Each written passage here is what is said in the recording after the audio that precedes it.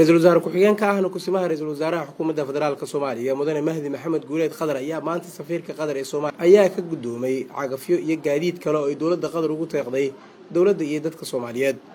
مناسبة لو قبتي جودها دكتور مقدشو أيها كسمها رئيس الوزراء ومهد عليه دولة قدر داغدا أي مانت يسوق جارسيسي تغيير جوكتها أي شعب الصوماليات دولة قدر إلى قرب تاجنتها هاي مدن مهدي محمد جوليد قدر أيها شيء إن دومها يجاريد كلا مانت دولة كيش قدر ay ugu faa'iideysan doonaan beeraha iyo adkeynta amniga iyo howlaha kale oo muhiim u ah dawladda federaalka iyo shacabka Soomaaliyeed dawladda Qatar oo xilliyo badan oo dhibaato adeeg ka jirta shacabka iyo dawladda Soomaaliyeed si buuxda u taageertay ayna ka mid tahay dawladaha saaxiibka dhow la ah dawladda federaalka Soomaaliya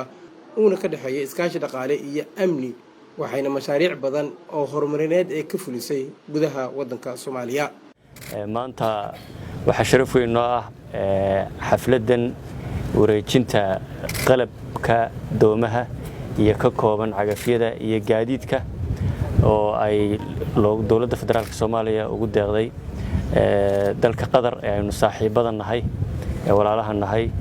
oo looga qaban doono waxyaabo badan oo ay dawladdu uga faa'iideysan doonto dhinaca amniga iyo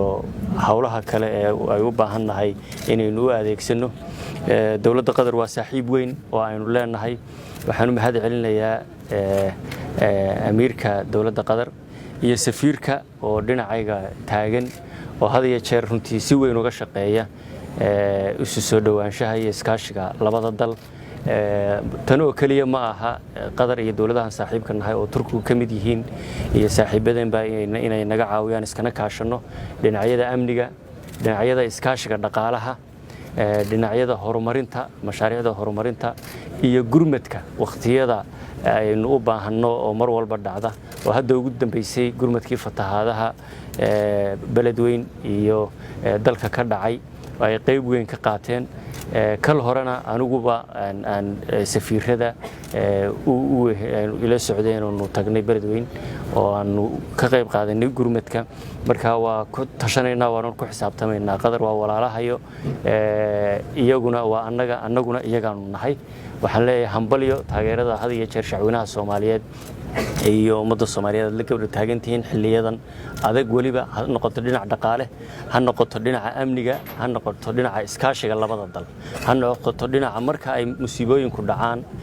dawladaha Qatar iyo Turkiga waxa weeye kuwa ugu horeeya ee noo soo jawaaba oo tii ugu dhaweyd oo dambeysay 22kii July qaraxii gobolka Banaadir ka dhacay haday tahay daaweyntii haday tahay gurmadkii caafimaadka Qatar iyo Turkiga waxa ahaayeen wadamadii ugu horeeyay oo noo soo jawaaba imakana iyaga ugu horeeyay oo noo soo jawaaba maantana qalabka aad arkaysaan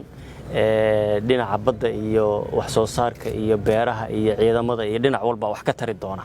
iyo booliska iyo amniga ayay